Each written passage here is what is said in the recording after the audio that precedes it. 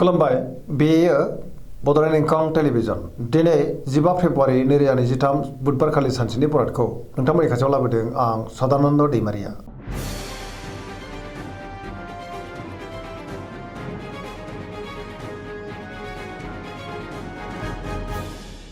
सिगां फरायनो लादों मेष राशि गिबि हांखो अ ल दिनैनि साना बारा मोजां नङा। गोसोखौ दिनै जोबोर गलाय गुजाय मोनगोन। सोरजोंबा लाजि फोनांजानो हागौ। सुथुरनि गाज्रि नोजोर गोग्लैनोबो हागौ। गुबुनजों गोरोबनो गोब्राब जागोन। मावनो लानाय खामानिखौ मावफुंनो हागोन।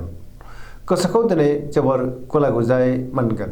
देहाया मोजाङै थागोन। अब्लाबो नाथाय जानाय लोंनायाव सांग्रां जानांगोन। सोरबा लोगोनिफ्राय गाज्रि खौरांबो मोननो हागौ। रांखावरियाव मोजां आयाबो बांनो हागौ। बेफार फालांगियावबो दिनै मोजां होनजायो। न'खराव बिसि फिसायनि गेजेराव अननानै फैगोन। बिमा बिफानि अननाय आरिफोरखौ मोननो हागोन। गोसोनि बोलोआ नाथाय अब्लाबो लोरबां जानो हागौ। समाजाव मान मोनगोन। लाइमोनफ्रा जोबोर आला खाला जागोन। नेगेटिभ एनार्जिनि गोहोम गोग्लैनोबो हागौ। सांग्रां जानाया गाहाम।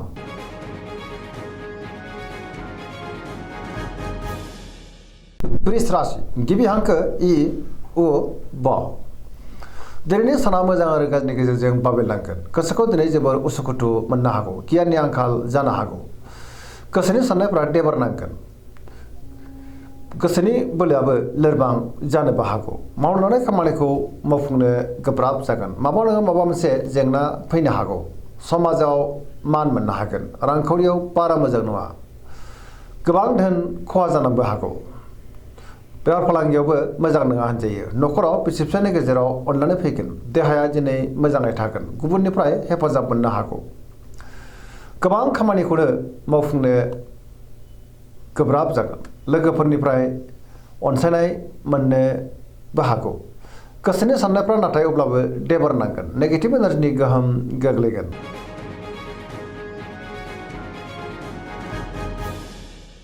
मिथुन राशि गिबि हांखो ख स दिनैनि साना जोबोर मोजां।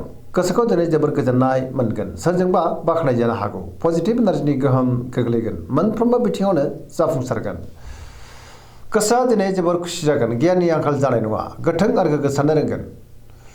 सोरजोंबा बाख्नाय जागोन। गोसोआ दिनै जोबोर खुसिबो जागोन। देहाया मोजाङैनो थागोन। अब्लाबो नाथाय जानाय लोंनायाव सांग्रां जायोब्ला गाहाम। रांखावरियाव मोजां। बेफार फालांगियावबो मोजां होनजायो। आयाबो दिनै बांनो हागौ। न'खराव बिसि फिसायनि गेजेराव अनलायनाय फैगोन। बिदा फंबायजों मोजां सोमोन्दो थागोन। समाजाव बयजोंबो मान होजागोन। मावनो लानाय खामानिखौ थि समावनो आरो गोरलैयैनो मावफुंनोबो हागोन। सोरबा लोगोनिफ्राय थोजासे अनसायनाय मोननोबो हागौ। गुबुनजों मोजां सोमोन्दो लाखिनोबो रोंगोन। बहाबा हान्थियोब्ला दिनै जोबोर मोजां आरो मोजाङैनो हान्थिनो हागोन। लाइमोनफोरनि गोसोआ दिनै जोबोर रमान्टिक जागोन आरो गावबा गावनि गोसोनि साननायफोरखौ फोरमायलायनोबो हागोन।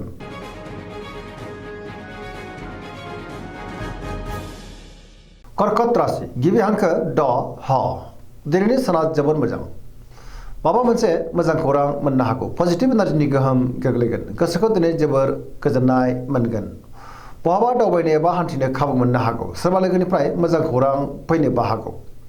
गोसोनि साननायफ्रा मोगथाङाव जाफुंगोन। गोसोआव दिनै गोथों आरो गोग्गो साननाय फैगोन। गियाननि आंखाल जानाय नङा। मावनो लानाय खामानिखौ थि समावनो आरो गोरलैयैनो मावफुंनो हागोन। रांखावरियाव मोजां। अब्लाबो नाथाय खरसायाबो बांनो हागौ। बेफार फालांगियाव मोजां होनजायो। न'खराव अनलायनाय फैगोन। समाजावबो दिनै लोगो लेवा बांनो हागौ। देहाया दिनै मोजाङैनो थागोन। गुबुननिफ्राय थोजासे हेफाजाब मोनगोन। फरायसाफ्रा दिनै फरायनायाव गोसो दुंखांगोन आरो मोजां फिथाइ मोननोबो हागोन। बयजोंबो मोजां सोमोन्दो लाखिनोबो रोंगोन।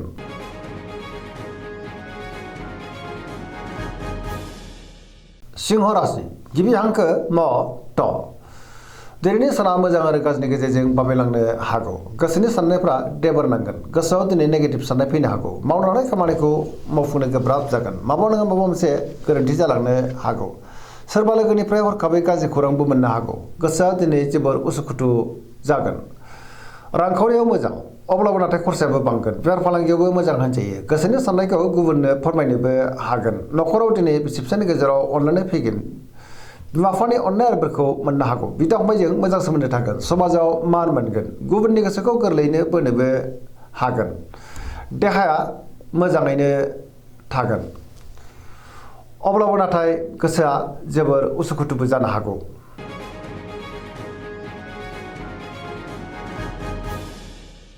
कन्या राशि गिबि हांखो प ट दिनैनि साना जोबोर मोजां गोसोनि बोलोआ बांगोन गावनि गोसोनि साननायखौ दिनै गुबुननो फोरमायनोबो हागोन गोसोआव गोथों आरो गोग्गो साननाय फैगोन गियाननि आंखाल जानाय नङा पजिटिभ साननो रोंगोन रांखावरियाव दिनै जोबोर मोजां थांजायो बेफार फालांगियावबो जोबोर मोजां मुलाम्फा मोनगोन आयाबो बांनो हागौ देहाया दिनै मोजाङैनो थागोन न'खराव अनलायनाय फैगोन गोबां खामानियाव दिनै मुखुब थागोन आरो सोरजोंबा बाख्नाय जानोबो हागौ पजिटिभ एनार्जिनि गोहोम गोग्लैगोन लाइमोनफोरनि गोसोआ दिनै जोबोर रमान्टिक जागोन आरो गावबा गावनि गोसोनि साननायखौ फोरमायलायनोबो हागोन धोरोमारि बिथिङावबो दिनै गोसो दुंखांनो हागौ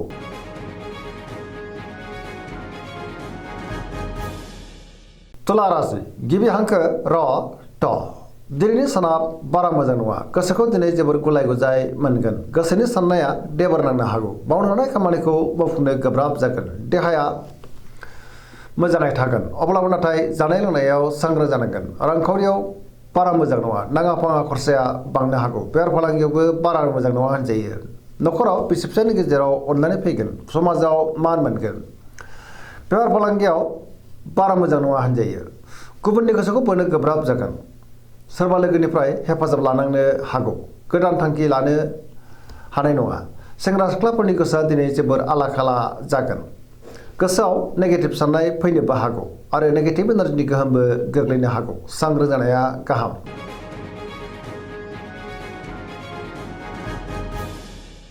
वृश्चिक राशि गिबि हांखो न स दिनैनि साना जोबोर मोजां समाजाव लोगो लेवा बांगोन गोबां मुंदांखा सुबुंजों दिनै लोगो मोनज्लायनोबो हागौ सिगांनि बबेबा आद्रा खामानिखौ दिनै मावफुंनो हानानै गोसोखौ जोबोर गोजोननाय मोनगोन पजिटिभ एनार्जिनि गोहोम गोग्लैगोन सोरबा लोगोजों बाख्नाय जागोन समाजाव लोगो लेवा बांगोन गोसोआव दिनै गोग्गो आरो गोथों साननाय फैगोन गियाननि आंखाल जानाय नङा मावनो हानाय खामानिखौ थि समावनो आरो गोरलैयैनो मावफुंनोबो हागोन गुबुननिफ्राय थोजासे हेफाजाबबो मोननो हागौ गोसोनि साननायफोरा मोगथाङाव जाफुंगोन गोसोनि बोलोआबो बांगोन समाजाव बयजोंबो मान होजागोन न'खराव बिसि फिसायनि गेजेराव अनलायनाय फैगोन रांखावरियाव दिनै जोबोर मोजां होनजायो गोबां धोन आरजिनोबो हागोन बेफार फालांगियावबो दिनै जोबोर मोजां मुलाम्फा मोनगोन गुबुननि थाखाय गोबां मोजां खामानि मावनानै होनोबो हागोन देहाया दिनै मोजाङैनो थागोन फरायसाफ्रा दिनै फरायनायाव गोसो दुंखांगोन आरो मोजां फिथाइ मोनगोन लाइमोनफ्रा जोबोर रमान्टिक जागोन आरो गावबा गावनि गोसोनि साननायफोरखौ फोरमायलायनोबो हागोन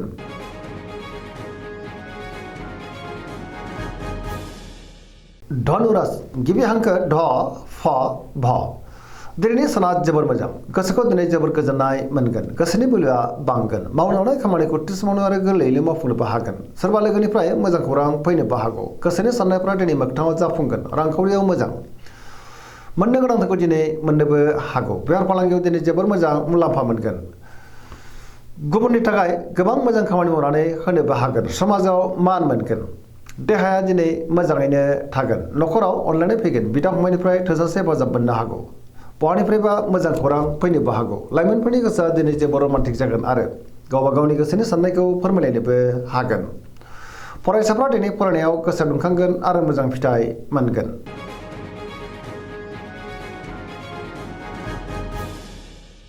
मकर राशि गिबि हांखो ख ज दिनैनि साना बारा मोजां नङा गोसोखौ दिनै जोबोर गोलाय गोजाय मोनगोन सुथुरजों गाज्रि नोजोर होजानो हागौ गोसोनि साननायफ्रा देबोर नांगोन मावनो हानाय खामानिखौ मावफुंनायाव माबा नङा माबा मोनसे गोरोन्थि जालांनो हागौ रांखावरियाव मोजां अब्लाबो नाथाय खरसायाबो बांगोन बेफार फालांगियाव मोजां होनजायो गुबुनजों मोजां सोमोन्दो लाखिनो गोब्राब जागोन माबा नङा माबा मोनसे गोरोन्थि जालांनो हागौ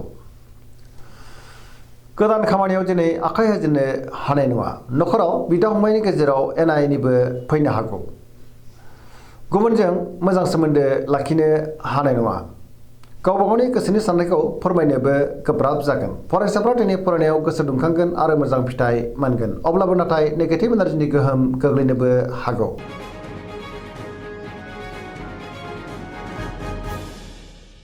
कुम्भ राशि गिबि हांखो ग स दिनैनि साना बारा मोजां नङा गोसोखौ दिनै जोबोर गुलाय गुजाय मोनगोन गुबुनजों मोजां सोमोन्दो लाखिनो गोब्राब जागोन गुबुननि थाखाय नाङा फाङा जेंनायाव गोग्लैनांनोबो हागौ बहानिफ्रायबा हरखाबै गाज्रि खौरांबो फैनो हागौ समाजाव मान मोनगोन अब्लाबो नाथाय नेगेटिभ एनार्जिनि गोहोम गोग्लैनोबो हागौ सोरबा मुंदांखा सुबुंजों लोगो मोनज्लायनोबो हागौ रांखावरियाव मोजां बेफार फालांगियावबो मोजां होनजायो देहाया मोजाङै थागोन नखराव एना एनि फैनो हागौ गोसोनि साननायफ्रा गोरोबलायाबो जानो हागौ अब्लाबो नाथाय बिमा बिफानि अननाय आदरफोरखौ मोननो हागौ बहाबा दावबायनो एबा हान्थिनो खाबु मोनगोन नाथाय अब्लाबो नेगेटिभ एनार्जिनि गोहोम गोग्लैनो हागौ सांग्रां जानाया गाहाम।